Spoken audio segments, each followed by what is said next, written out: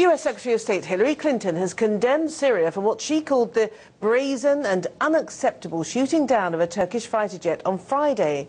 NATO is due to meet on Tuesday to talk about this Turkey's accusation that the plane was shot down without any warning and outside of Syrian territory. According to international law, a country's sovereign airspace is determined by its territorial waters lying 22.2 kilometers from the coastline. That's the blue line. Turkey admits its plane may have ventured into Syrian airspace, but insists it was shot down in international waters 24 kilometers from the coast, shown by the red line here.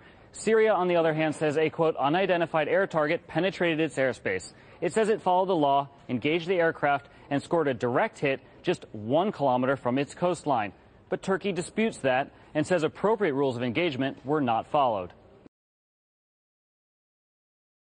The aircraft was unarmed and clearly identified. According to our findings, the jet was shot down in international airspace, 13 nautical miles, which is 24 kilometers from Syria. Turkish news channels are reporting parts of the F-4 Phantom have been found in Syrian waters, and the Syrian military has admitted shooting down the plane over the Mediterranean Sea. The search continues for the two pilots, with the navies of both Turkey and Syria looking for the men.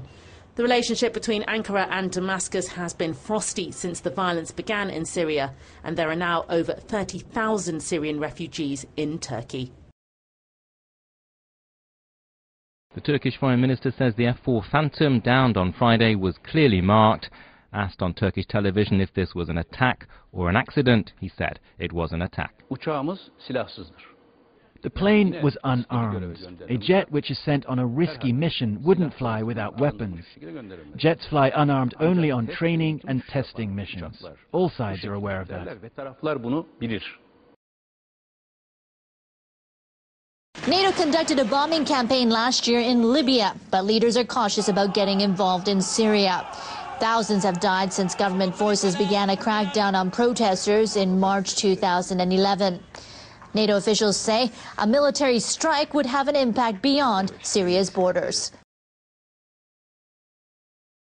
Foreign Secretary William Hague warned of political consequences for Syria's actions. In a statement, he said this outrageous act underlines how far beyond accepted behaviour the Syrian regime has put itself, and I condemn it wholeheartedly. The Assad regime should not make the mistake of believing that it can act without impunity. It will be held to account for its behaviour. The UK stands ready to pursue robust action at the United Nations Security Council.